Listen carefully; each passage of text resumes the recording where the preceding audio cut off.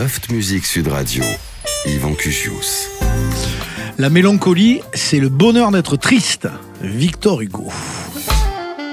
Non, ça n'est pas de moi. Je vois que, Eric, tu te dis, est-ce qu'il a eu une belle inspiration tout d'un coup? Mais ça n'est pas de moi.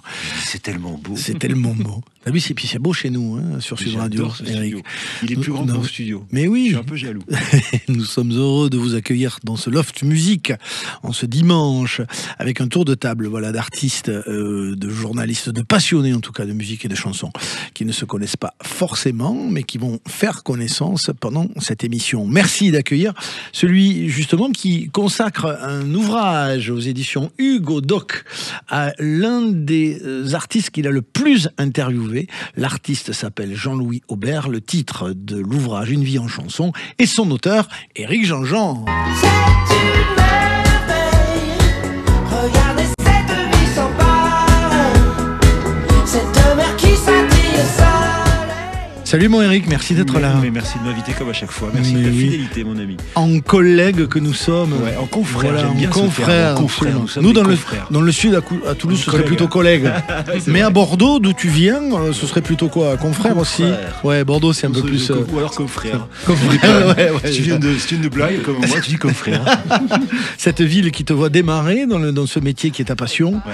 Dans le même groupe que Sud Radio, d'ailleurs, à l'époque. Exactement. 8 FM, ça s'appelait. Mais ça appartenait à Sud Radio. Et ça appartenait à Sud Radio, absolument. Et voilà qui te conduit à avoir accueilli, reçu beaucoup d'artistes, dont ceux que tu admirais avant de les recevoir. Ça, c'est toujours des rêves de gosse. Hein. Et c'est le cas de Jean-Louis Aubert, à travers le groupe Téléphone que tu allais voir, bien loin de penser qu'un jour, voilà, tu aurais ce lien qui s'établirait avec Jean-Louis Aubert. Ouais, c'est-à-dire que mon premier concert d'adolescent consentant, j'ai envie de dire, c'est-à-dire le concert que tu fais sans les parents et tu t'offres avec les économies de Noël ce billet qui va te permettre. Alors moi, attends, parce que moi j'ai un village, 1500 habitants, Prignac-Marcan, donc à 30 km de Bordeaux, donc c'est la campagne, dans les vignes. Et ben tu prends d'abord un bus, après tu prends un train à Saint-André-de-Cubzac, ça t'amène à Bordeaux. Et là tu reprends un bus, mais tu sais pas lequel, parce que t'es quand même de la campagne. Et t'arrives à la patinoire de Bordeaux-Mériadec, et là je prends ma claque parce que vraiment je savais pas que c'était comme ça et que c'était aussi bien. C'était mon premier concert de Téléphone, c'était la tournée Dure Limite, donc ça c'est vraiment toi, Cendrillon, etc. Ouais, bien sûr. On va en parler avec toi, mon cher Éric Jean-Jean. Également autour de cette table, celle qui a eu un déclic un jour en allant voir Alain Leprest peut-être, ou en tout cas qu'Alain Leprest a remarqué, mais aussi Charles Aznavour, et qui vient avec un album qui retrace 25 ans que tu ne fais pas de carrière. Elle s'appelle Agnès Bill. On aurait aimé ne pas se presser, prendre le temps de vivre à volonté, et puis se construire un bel Agnès Bill.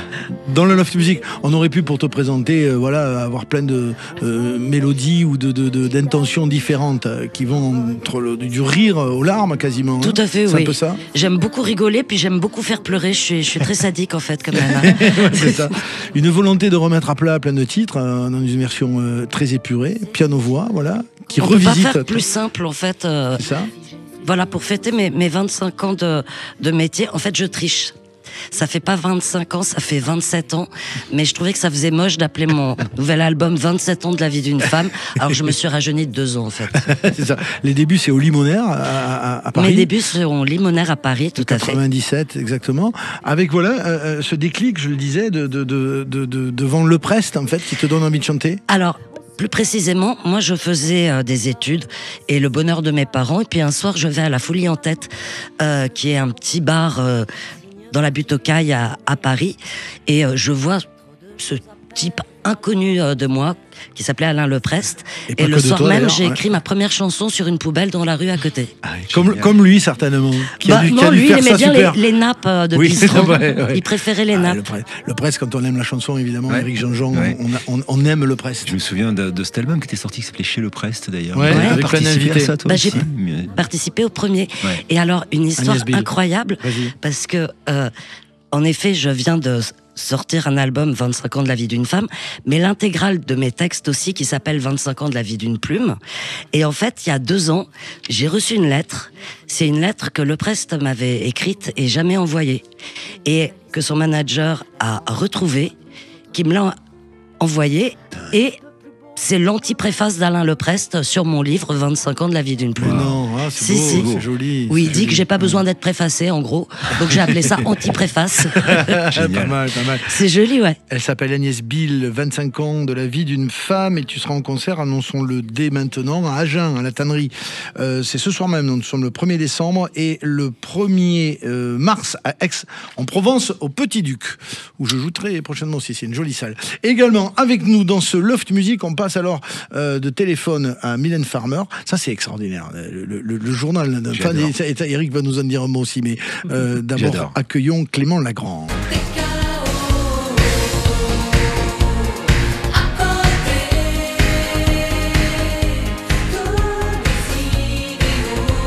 Salut Clément. Bonjour à tous. Merci d'être là. Une passion, alors là c'est clairement une passion que tu voues à Mylène Farmer. Ah bah il en faut. Tu es un fan, est-ce qu'on peut dire ça? Tu es un fan de Mylène Farmer? C'est dans le titre du livre, oui, Journal d'un fan. Parce que tu l'assumes totalement d'être fan. En tout fan, cas, ça veut dire fanatique, on est d'accord? Ah bah vous mettez le mot que vous voulez, je sais pas, mais en tout cas là dans ce livre, oui, c'est le souci du détail, donc il y a quelque chose de fanatique, c'est vrai, oui. Ouais, c'est ça, parce que et tu l'as dit, c'est impressionnant, parce que là tu relates toutes les scènes de Mylène Farmer de 89 à 2024, c'est-à-dire toutes les scènes quasiment qu'elle a faites. Voilà, l'idée c'est pas de parler des spectacles en eux-mêmes, mais de parler de chaque soir, puisque un concert c'est un spectacle vivant. Ouais. Donc chaque soir est différent. C'est fascinant. J'adore. C'est fascinant. C'est fascinant. C'est-à-dire que peu d'artistes sont capables de générer ce genre de passion et ce genre d'écriture. Ouais. On va citer Johnny Hallyday, on va citer Indochine qui est capable de fédérer ce genre de. Même Téléphone n'a pas fédéré ça. Ce qui est fascinant, c'est justement, j'avais l'intention de l'inviter aussi là, dans une de mes humeurs. Crunch. Ouais, mais j'ai vu, bien joué, t'es le plus fort. Non, mais c'est fascinant parce que en fait, c'est ce qu'on rêve tous d'avoir, c'est-à-dire des comptes rendus de concerts. À chaque fois qu'elle est montée sur scène, c'est avec le détail, avec le souci du détail où tu dis voilà, justement Mylène fait une petite confusion sur le second couplet de Monkemi. J'adore ces plans de geek. C'est un truc de fou. Répétant les paroles du premier couplet. Le mec, tu as été jusqu'à écouter l'erreur en 1900. Mais ça veut dire que tu as assisté à tous les concerts? Non, c'est de la documentation principalement. Oui, d'accord. Ça, c'était en 2013. Il y a une communication entre fans de ce genre d'artistes qui est fascinante. Moi, je les connais mieux avec Indochine. Je connais un peu moins les fans de Mylène, bien que je les ai quand même pas mal fréquentés. Mais en vrai, c'est fascinant. Tu sais, tout ce qui circule, les trucs, les badges d'accès, les couleurs, etc. Enfin, ça me parle. Mais je sais, mais c'est fascinant. De ton côté, Éric Jean-Jean, alors là, on parle pas de fan de Jean-Louis Aubert, ou on peut dire ce mot? Je l'aime. Oui, tu l'aimes. Je l'aime. Fan, je sais pas si j'ai été fan de quelqu'un un jour, mais peut-être de lui ou de Stéphane Echer ou de Bono, tu vois. Ouais. Mais lui, je l'aime. Je l'aime. Et c'est devenu un ami, un proche, parce qu'il te fait une préface quand même digne de ça. Il parle de toi en termes très élogieux, très familiers, très fraternels. Ouais. Voilà, où il signe ton frère, l'homme de la couverture, ton frère. Et il te dit quelque chose de très touchant. C'est-à-dire qu'il te fait confiance, les yeux fermés. Tu vas le rencontrer dans son bar habituel et tu lui donnes ton idée d'écrire sur lui. Il te fait confiance, il dit vas-y, à travers toi, je veux bien me voir finalement, me laisser d'écrire, quoi. Ouais, c'était super touchant. Et sur cette après-midi-là, parce qu'on a passé beaucoup de temps ensemble ce jour-là, il y a eu deux moments qui sont très très émouvants dans ce bouquin. C'est le moment où je vais lui demander l'autorisation parce que je voulais pas écrire sur lui. Enfin, j'avais l'impression. J'ai déjà eu ça avec Goldman. Quand j'ai commencé à écrire le bouquin sur Goldman, qui est dans la même édition, j'avais envoyé un mail à Jean-Jacques en disant j'ai l'impression de fouiller dans tes poubelles. Si tu veux pas que je le fasse, je le fais pas. Il m'avait envoyé un petit truc très sympa. Et là, Jean-Louis, il me dit non mais c'est cool, vas-y. T'es le mec qui m'a le plus interviewé. Je crois que j'ai dénombré 34 interviews de lui entre 92 et aujourd'hui. J'ai vu tous ses spectacles. Alors pas tous ses spectacles, pas chaque date, mais j'ai vu chacun des spectacles. Tu vois ce que je veux dire? C'est-à-dire que depuis Téléphone, j'ai vu tous les concerts de la série de concerts qu'il donnait. Et donc je connaissais bien le truc. Et donc il me donne l'autorisation. C'est là où il m'a fait écouter Merveille pour la première fois. Et moi j'ai pensé que cette chanson. Dernier album en date. Non mais je l'ai écrit. Je pensais que cette chanson ça allait pas plaire. Et donc je dis mais t'es sûr que tu vas la sortir? Je me plantais. Et c'est fou parce que tu dis que tu réagis en étant stressé, quoi. Tu presque tu te dis pourvu, mon Dieu, qu'il ne se plante pas et que le public ait envie d'entendre ça. Oui, tu stresses à sa place. En fait, il y a des artistes quand je les aime vraiment humainement, c'est-à-dire il y a des artistes que j'aime artistiquement, mais quand j'aime un homme ou une femme artiste, à chaque fois que j'écoute un nouveau titre de lui ou d'elle, je flippe. Parce que je me dis, on est vraiment des connards dans la radio. Donc en fait, ça va pas être le moment de passer ce truc-là parce que c'est pas le bon tempo, c'est pas le bon son. Ah mais non, on peut pas parler de ça. On est vraiment des nouilles dans les médias. Et en fait, il y a un moment où il faut lâcher prise et faire confiance aux artistes. Et Jean-Louis, dès la deuxième écoute, bon, c'est bon, je me suis gouré, je me suis excusé, mais je raconte ça dans le bouquin. Mais voilà. Et ça, c'est la première fois. Très touchant. Et la deuxième fois, c'est quand je vais chez lui au Moulin.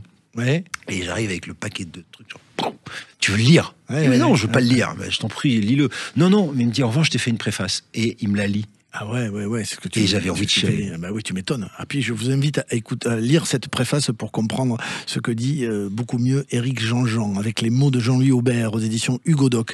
On se retrouve dans quelques instants pour aller plus en détail dans le travail de nos invités Agnès Bill, Éric Jean-Jean et Clément Lagrange sur Sud Radio dans le Loft. À tout de suite, ne bougez pas.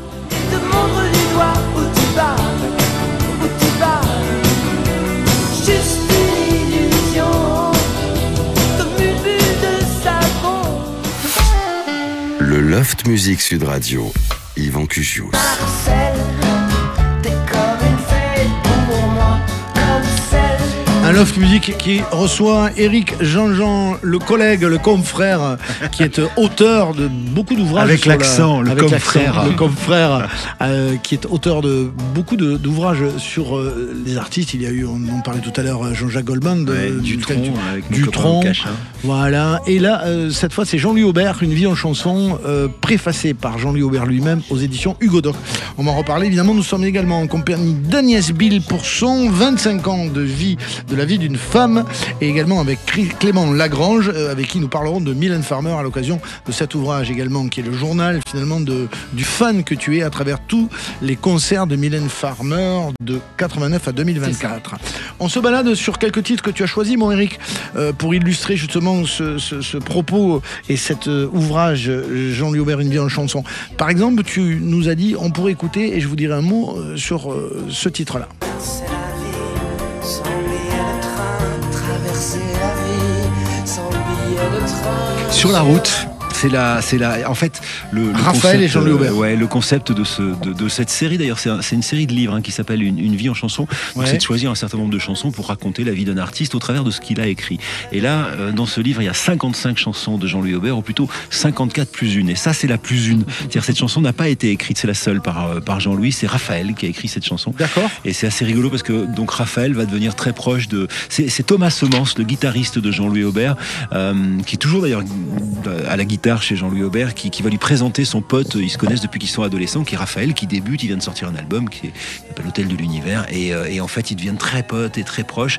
Et Raphaël demande à Jean-Louis s'il veut bien chanter une chanson, et Jean-Louis dit oui, mais pas celle que tu m'as proposée, je veux chanter celle-là, Sur la route. Et c'est Sur la route. Et ce qui est rigolo, c'est que Sur la route, c'est le titre d'une chanson du premier album de Téléphone, qui raconte des dingueries autour de Jean-Louis Aubert. Mais vraiment, quand je dis des dingueries, c'est le voyage initiatique de Jean-Louis Aubert aux États-Unis à l'âge de 17 ans. Il part avec son pote Olive, et donc ils vont toucher à toutes les drogues possibles. Ils doivent traverser les États-Unis d'est en ouest en autostop. C'est du grand n'importe quoi. Ils vont vivre dans les sectes, etc. Donc Sur la route, c'est une chanson de Téléphone, mais c'est aussi une chanson de Raphaël, qui lui, en l'occurrence, dans cette chanson, parle des migrants. Voilà pourquoi j'ai choisi de vous parler de cette chanson pour commencer. Jean-Louis Aubert. Alors tu as pris le parti de diviser cet ouvrage en trois parties, plus précisément le guerrier, le chef et le sage, tout au long de c'était pas évident de s'attaquer à la vie de Jean-Louis Aubert, justement avec la richesse de sa carrière, le groupe Téléphone d'un côté, sa carrière solo après. Il y a beaucoup d'axes possibles en fait. Oui, et en fait c'est marrant parce que ça vient d'Higelin, le guerrier. C'est un jour Higelin qui a dit cette histoire à Jean-Louis Aubert. Dans la vie, d'abord t'es un guerrier, ensuite c'est Jean-Louis qui m'avait raconté ça un soir. T'es un chef, et ensuite t'es un sage. Et Jean-Louis, quand tu regardes les périodes de sa vie, pendant toute la période Téléphone, et aussi on va dire jusqu'à Bleu, Blanc, Vert, tu vois, le deuxième album solo, il est un guerrier. Et je suis pas sûr que Jean-Louis soit le mec le plus fréquentable du monde jusqu'à ses 30 ans. Il y a beaucoup de drogue, il y a le rock'n'roll, il y a cette grande envie de réussir, cette grande solitude aussi. Jean-Louis, c'est un type dont j'ai appris plusieurs choses sur lui, mais c'est un des types les plus solitaires que je connaisse. C'est-à-dire quand il était une superstar de téléphone, il était tout seul. Il était malade, il a toujours été malade. Des gros problèmes de santé tout le temps. Des infections en répétition. Enfin, il m'a raconté des détails techniques qui sont pas... Par exemple, faire des concerts de téléphone, il en a fait beaucoup, je peux le dire, c'est dans le livre, avec des sondes urinaires. D'accord. Mais vraiment, c'était compliqué pour lui. Et puis il a un rapport à la douleur qui est assez étonnant. Donc ça, c'est sa période guerrier. Ensuite, il devient chef à partir, on va dire, de Bleu, Blanc, Vert et H, c'est-à-dire quand il comprend qu'il est important et qu'il a récupéré sa place en solo qu'il avait, parce que quand Téléphone se sépare, on lui en veut beaucoup, hein, on pense que c'est en partie de sa faute, ce qui n'est pas tout à fait vrai. Et puis ensuite, le Sage, c'est à la mort de son père. Là, il fait un album qui s'appelle Rock Éclair. Il va beaucoup, toute sa période de chef, il va beaucoup réfléchir, fréquenter des clubs philosophiques, fréquenter Barbara, discuter avec des gens très intelligents, très cultivés, qui vont l'amener à lire des livres, à étudier la philosophie, le soufisme, beaucoup, et va devenir l'homme qu'il est aujourd'hui, c'est-à-dire le Sage. Il y a dans cet ouvrage, et en tout cas dans les choix que tu as faits pour l'illustrer, aujourd'hui, ceci.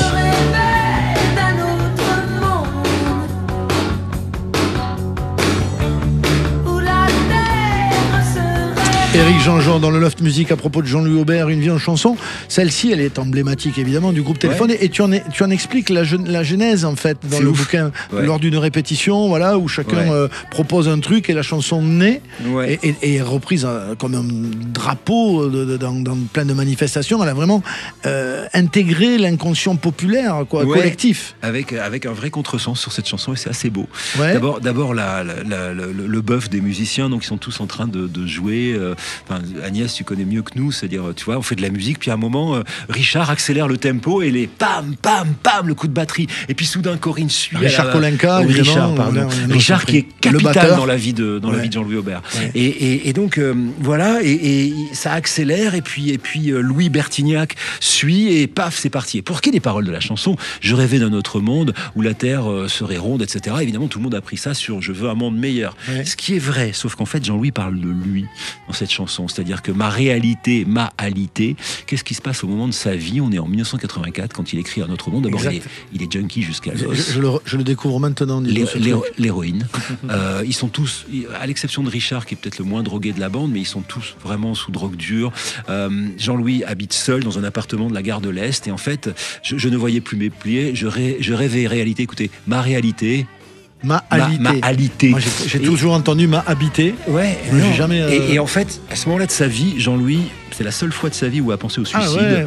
D'accord. Et donc, en fait, il y a deux choses à faire. Ou bien il se lève et il change de vie, je rêvais d'un autre monde, ou bien il reste au lit et il crève. Et en fait, il s'est levé, et dans la quinzaine, il a rencontré France, qui va devenir la maman d'Arthur, son fils, et puis après, un an après, le téléphone s'est fini, et il est parti en solo. Mais ce moment-là de sa vie, je rêvais d'un autre monde, ça veut dire que s'il reste dans cette chambre de la gare de l'Est, il va crever. Très bien.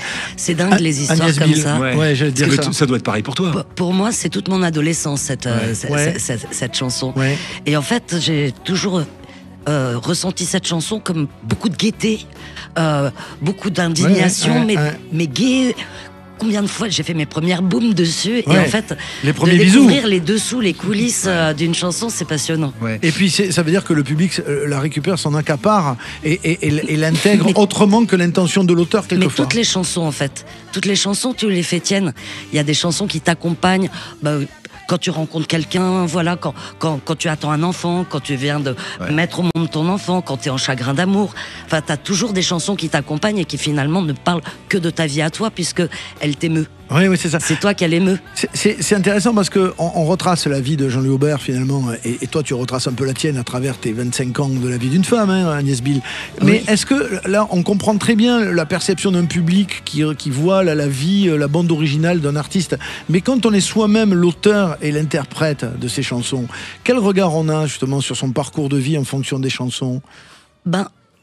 Ça m'est arrivé. J'ai fait un disque avec Anne Sylvestre, un disque qui s'appelle Le Carré de Dames, et on en parlait beaucoup parce qu'il y avait des fans, comme on appelle ça, qui expliquaient à Anne des trucs sur ses chansons auxquels Anne n'avait jamais pensé. Et pareil pour moi, j'ai beaucoup moins de notoriété évidemment, mais j'ai quand même un public assez fidèle. Et il y a des gens qui me racontent des choses que j'ai écrites et auxquelles je n'ai jamais songé. Quoi. C'est rigolo, ça. Mais vraiment. Donc il y a deux regards différents, en fait. Tu sais, là, dans cette chanson, je pense à un truc en écoutant ce que tu dis.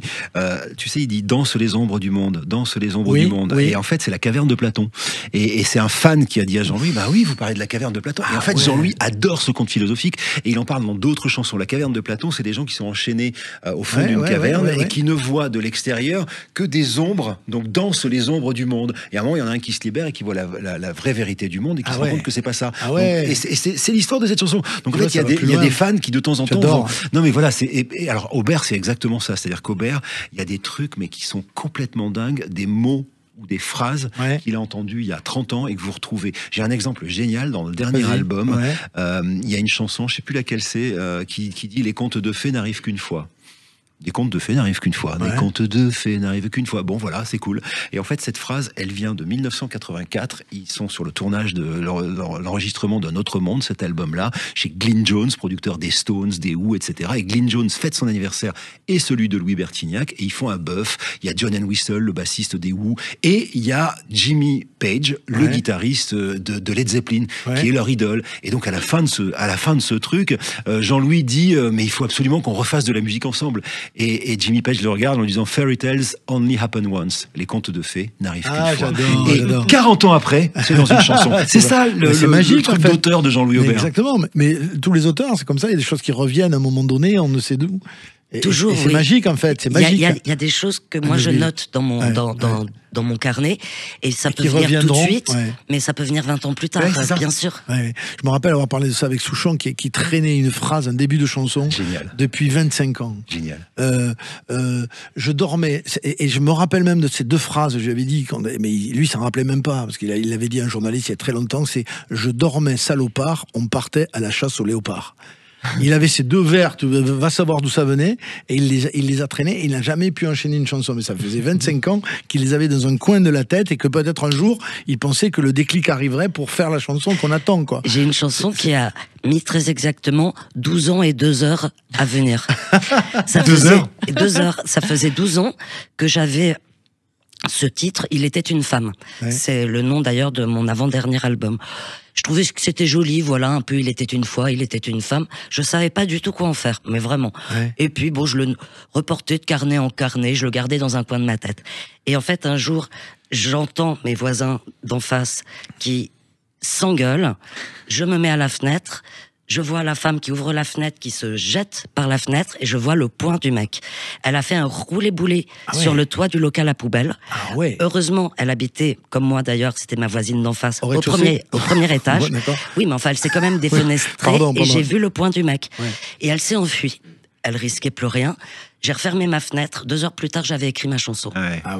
Donc ça veut dire qu'il y a une impulsion comme ça. Il y a une impulsion comme ça. Oui, bien sûr, c'est ça souvent qui pousse. Et toutes les chansons ont leur histoire. Oui, absolument. Bien sûr. Ça pourrait être un titre de chanson. Je pensais à un truc en écoutant Agnès parler. Pardon. Vas-y, t'en prie, vas-y. Tu sais, les balles doum du train des Batignolles. Ça, c'est vraiment toi. Le train des Batignolles, Jean-Louis, 17 piges, il travaille à la gare des Batignolles. Aubert, et voilà, il s'occupe des colis perdus. Il s'occupe de ça, et c'est là où, avec un de ses potes, il dit il faut absolument qu'on fasse des chansons, parce que là, franchement, on a une vie de merde.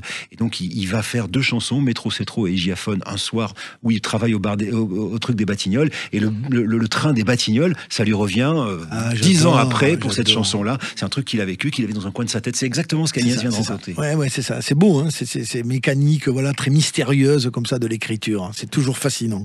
Merci d'être avec nous, Éric Jean-Jean, Agnès Bill, Clément Lagrange. On revient juste après ça sur Sud Radio dans le Loft. Ne bougez pas.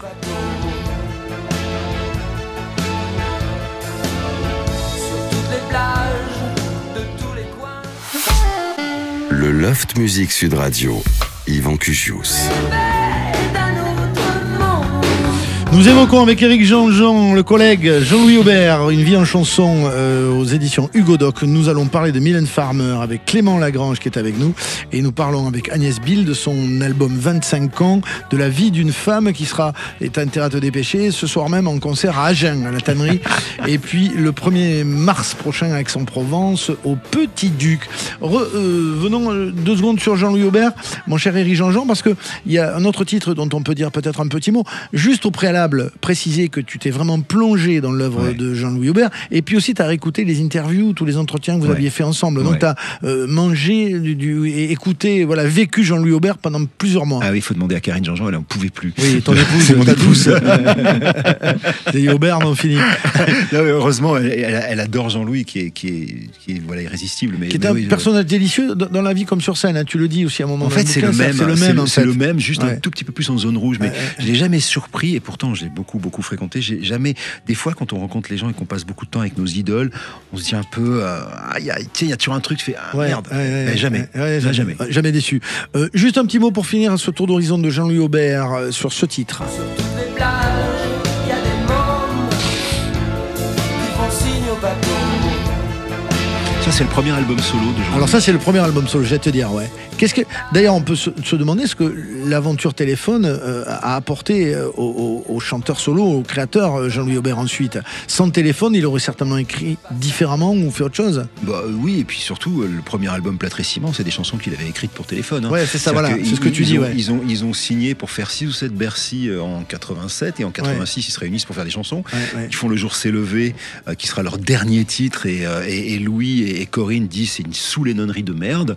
Ils commenceront à l'aimer quand ça vendra un peu plus, tu vois, mais au début, voilà. Et ensuite, Jean-Louis propose des chansons, et on lui dit non, c'est de la merde, donc Jean-Louis, ok, vous avez d'autres trucs, vous, peut-être, à proposer. Non, on les garde pour nos projets solo.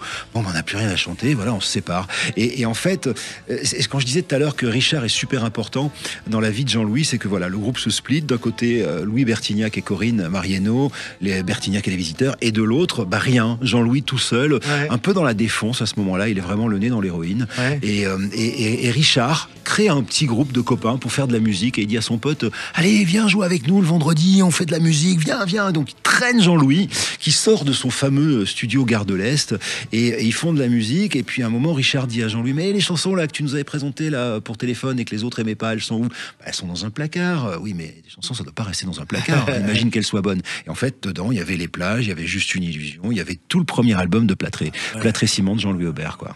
Ça s'appelle Jean-Louis Aubert, une vie en chanson, signé Éric Jean-Jean et préfacé par Jean-Louis Aubert lui-même aux éditions Hugo Doc. Nous sommes également en compagnie d'Agnès Bill et de Clément Lagrange, qu'on va retrouver pour parler de Mylène Farmer dans quelques secondes. Et avec toi, Agnès Bill, de ton album 25 ans de la vie d'une femme, ces débuts dont on parlait tout à l'heure, et puis aussi un engagement toujours présent dans ta démarche citoyenne, j'allais dire, aussi de chanteuse. Est-ce qu'on peut dire que tu es une chanteuse engagée, Agnès Bill? Je vois pas comment on pourrait dire que je suis dégagée, en tout cas. Oui, la réponse, on a dû te poser la question quelquefois. Oui. Mais voilà, il y a des engagements citoyens forts. Il y a des engagements citoyens forts parce que on vit pas dans un monde neutre, ni aseptisé. Donc, j'ai des pensées qui me font réagir et ressentir. Et puis je suis une femme, je suis pas une chèvre. Donc à partir de ce moment-là, j'ai un regard de nana aussi.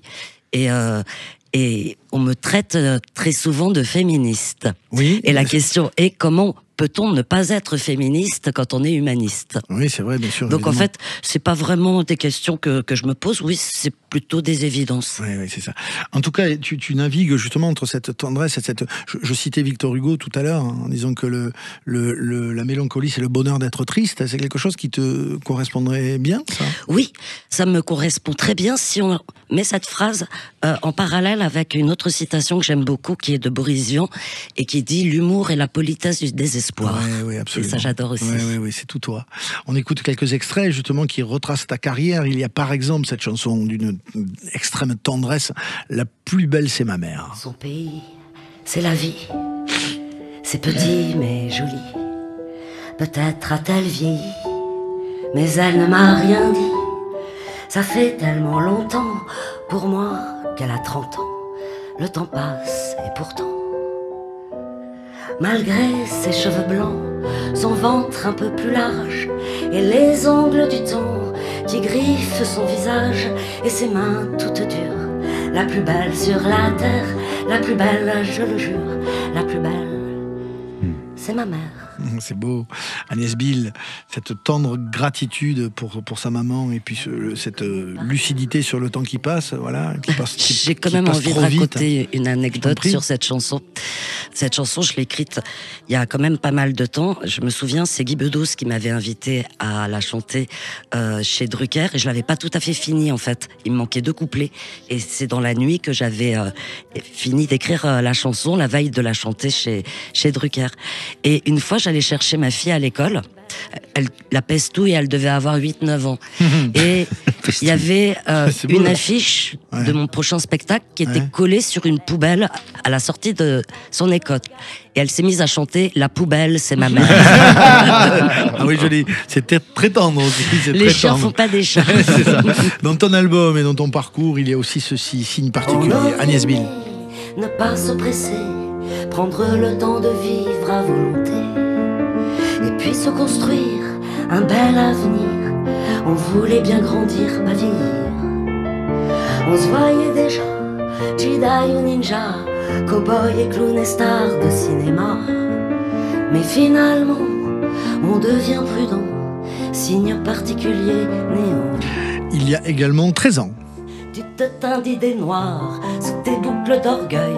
Tu te mets du rouge à lèvres et puis le doigt dans l'œil. 13 ans, lady, dit lady de 13 ans. On t'arrache un sourire comme on t'arrache. Et puis il y a aussi des exercices de style, voilà, cette pastiche sur une pièce de Bach, la toccata qui tue. Pendant que je t'attends, t'as pas tilté que tout est cuit, ta boutique et tant pis. T'as pas capté que tout a capoté. Pour décrypter, tu peux décaniller, te carapater. T'as ta quantité de vodka, coca, t'es tout claqué, t'as ton quota, tu te tiens plus coco. Je la connaissais pas celle-là, j'adore. On s'inscrit dans une tradition, voilà, des 4 barbus, des frères Jacques, etc. Cette lignée-là, en fait, de chansons. Oui. Très traditionnelle, pour le coup, très classique. Bah, tu sais, Yvan, je viens de sortir mon 10e album. Ouais. Donc j'avais envie de faire une parenthèse et puis un point sur ma vie. Je viens de fêter mes 50 ans. Ouais. Mon 10e album, mes 25 ans de métier, et de faire un point aussi sur d'où je viens et où je vais. Alors, je sais pas très bien où je vais, mais je sais très bien d'où je viens. Je viens de Brassens, je viens de Brel, de Barbara, je viens d'Anne Sylvestre, bien sûr, mais je viens aussi de Higelin, de Renaud, de Jean-Louis Aubert, dans ma période ado, évidemment. Et puis j'ai fait un genre de micmac, un gloubi-boulga d'inspiration. Ça, c'est clairement un pastiche sur la toccata. D'ailleurs, la chanson s'appelle La toccata qui tue. Oui, et c'est un clin d'œil aussi à Bobby Lapointe. Takati takité, évidemment. Voilà, exactement. Les allitérations magnifiques. On pourrait aussi écouter, par exemple, Dis, c'est quoi ce plan cul sur... Alors ça, c'est assez... J'ai honte, j'adore. Ah non, ça, je la connais pas non plus. Est-ce que vous connaissez Dis, quand reviendras-tu? Écoutez là ce que ça donne. Regardez. Le rideau sera juste un beau souvenir, car là c'est la déroute et pour le. Ah oui, t'as carrément là. J'ai encore de la route, il faut que tu te réveilles. Allez va monte en selle, assouvis mes besoins. Je ne suis pas pucelle, mais je le redeviens. Dis, c'est quoi ce plan cul? Là, génial. Je n'en peux plus. Tu cuves comme une masse. On est dans une impasse. Encore une nuit foutue. Dis, c'est quoi ce plan cul? J'ai honte. Mais tu sais quoi, ça me fait penser au début de Benabar, sans Severino, quand il faisait des chansons hyper drôles. Enfin voilà, moi je trouve ça génial. Mais ouais, bien sûr. Je connaissais pas c'est quoi ce plan cul, mais j'adore. Oui, bah forcément, elle vient de sortir. Alors je tiens à dire en fait que je suis une fan de Barbara et que j'ai voulu faire une goguette parce que ma pianiste Clémence Monnier est la pianiste du groupe Les Goguettes en trio mais à 4. Et donc j'ai voulu faire un clin d'œil aussi. Donc j'ai écrit cette chanson pour me marrer parce que c'est voilà. Mais je respecte énormément et par ailleurs dans ma vie privée, combien de chagrins d'amour j'ai passé à pleurer en écoutant Barbara, Dis quand reviendras-tu. Non mais Barbara qui fascinait Jean-Louis Aubert. C'était la grande amie de Jean. Ils se rencontrent sur Sida Aventure. Elle était très engagée dans le sida et à un moment, il fait un truc génial, Jean-Louis, c'est qu'elle lui envoie une chanson par fax.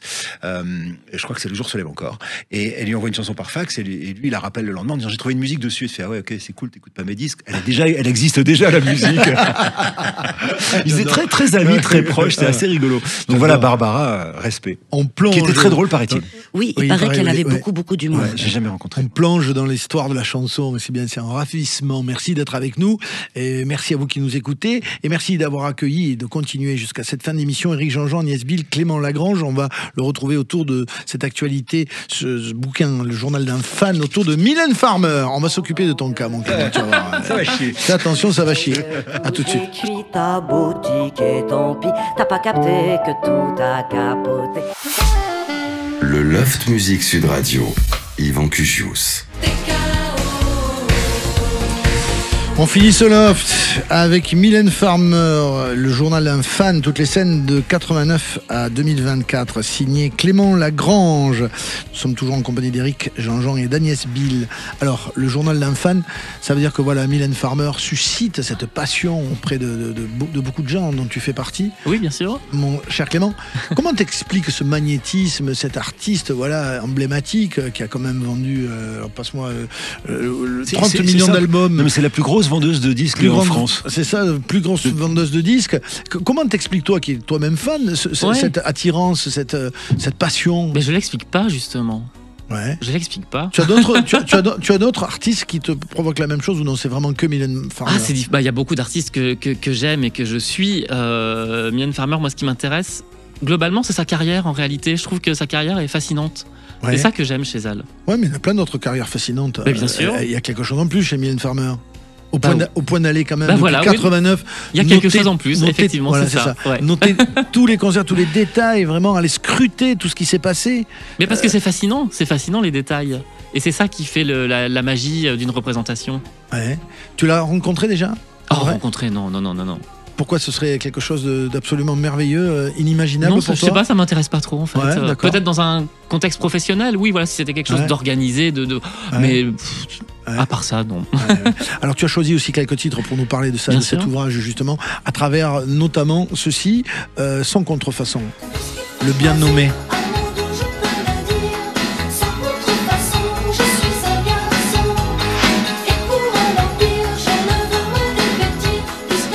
Titre, comme tous les tubes de Mylène Farmer, une efficacité absolue, quoi. Oui. C'est indiscutable, quoi. Et puis ce qui est fascinant, c'est que c'est une chanson qui a maintenant bientôt 40 ans déjà, et qui, au fil du temps, a pris une autre dimension que celle qu'elle avait à la base. Les gens se la sont appropriés pour lui donner aujourd'hui un autre sens, une autre dimension. C'est-à-dire c'est-à-dire que à l'époque, quand elle l'écrit, elle raconte un souvenir d'enfance, tout à fait innocent. Voilà, un jour, elle se déguise en garçon, ça lui plaît, ça lui crée un petit trouble et elle écrit une chanson autour de ça. Et des années après, c'est devenu quelque chose sur l'ambiguïté de genre. C'est-à-dire que des questions des sujets plus contemporains se sont greffés sur ce qui était une petite histoire personnelle à la base. C'est ça. Et puis elle est d'actualité. Elle pensait certainement pas qu'elle le serait autant quand elle l'a écrite.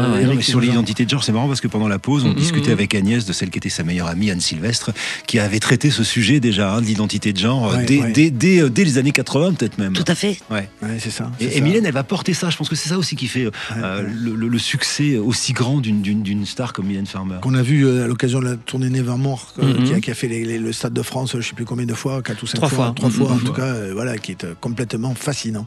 Il y a également ce titre dont tu nous parles, mon cher Clément.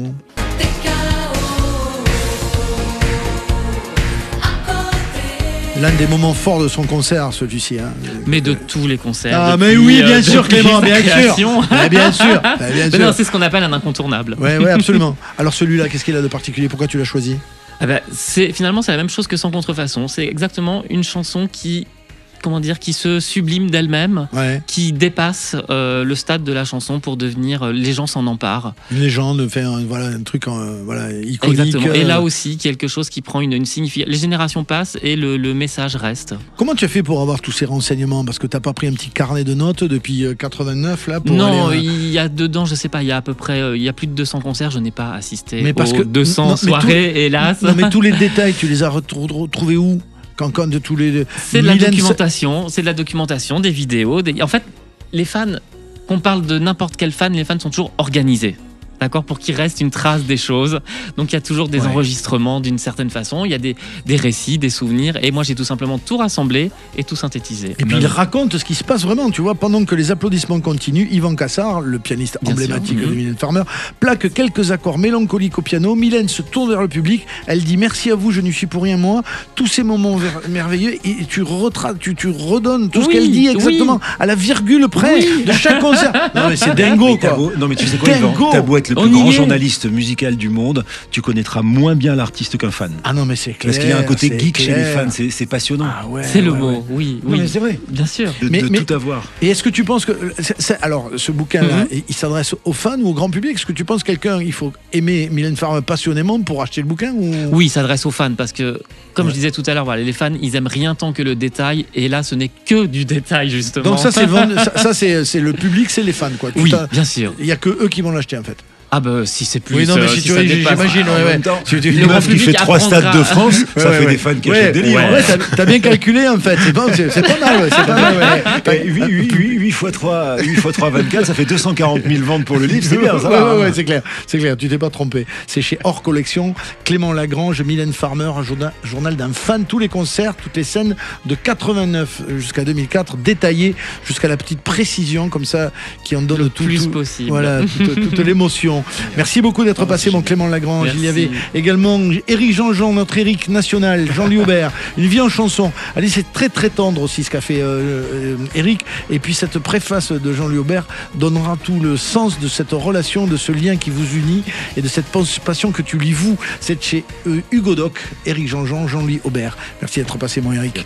Et il y avait également Agnès Bill ce soir avec nous cet après-midi. Merci Agnès d'être passée. Merci. Je te laisse parce que tu vas à Agen, à la tannerie, pour chanter ce soir, et puis tu seras également le 1er mars à Aix-en-Provence au Petit Duc. Merci ma chère Agnès d'être passée. Merci à Julien, merci à Enzo Ramos à la réalisation. Dans quelques secondes, c'est Pascal Gallet qui est avec nous dans le loft pour sa chronique Tout est classique. Aujourd'hui, Pascal, tu vas nous parler de la nature en musique en hommage à l'inspiration que la nature a apportée à de nombreux compositeurs. Sud Radio. Tout est classique. Pascal Gallet. Bonjour Yvan et bonjour à tous. Avez-vous reconnu la musique de l'émission de télévision Thalassa, en hommage à la nature, et qui était animée par Georges Pernou? La musique de Thalassa a été composée par Guy Pedersen. Elle était un incontournable générique musical de télévision.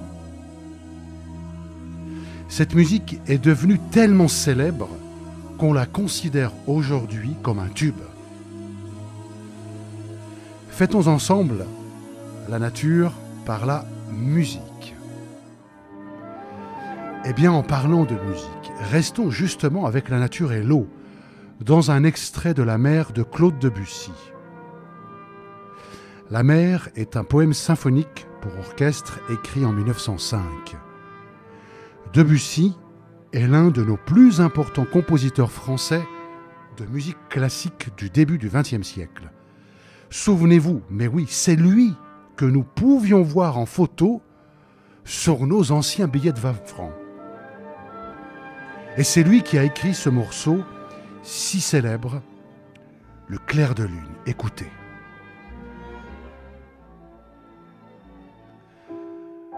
Me trouvant toujours à mon piano, je vous joue un extrait du Clair de lune de Claude Debussy, tout en vous parlant en même temps. Quelle musique incroyable!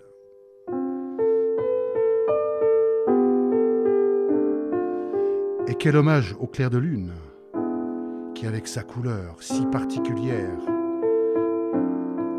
illumine notre terre et la nature pendant la nuit.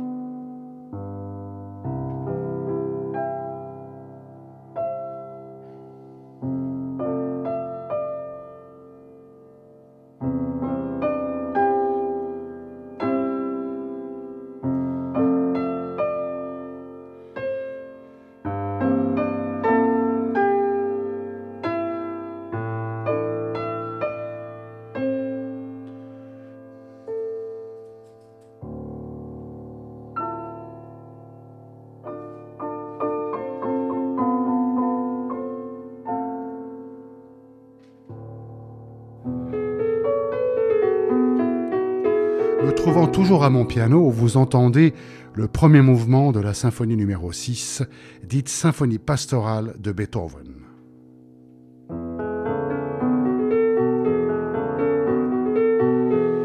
Il s'agit bien là d'une toute autre vision de la nature, provenant de l'Europe de l'Ouest.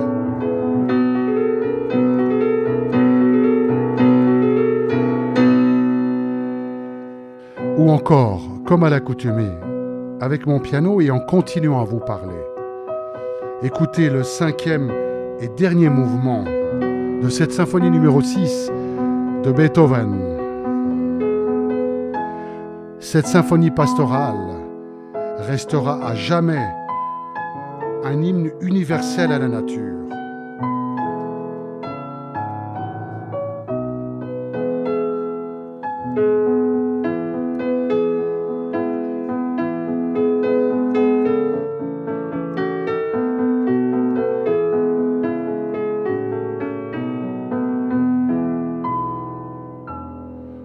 Restons avec mon fidèle ami, mon piano.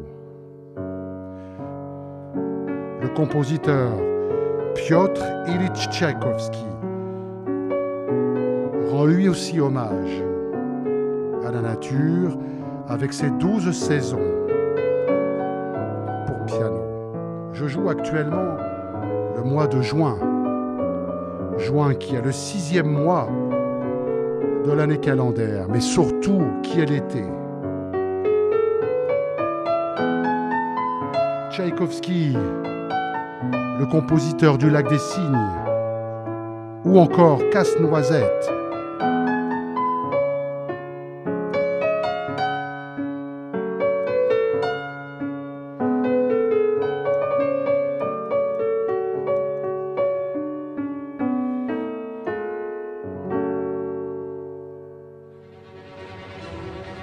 De la saison de Tchaïkovski à celle que vous entendez actuellement, il m'était impossible de ne pas rendre un dernier hommage à la nature avec justement l'été des 4 saisons du compositeur italien Antonio Vivaldi.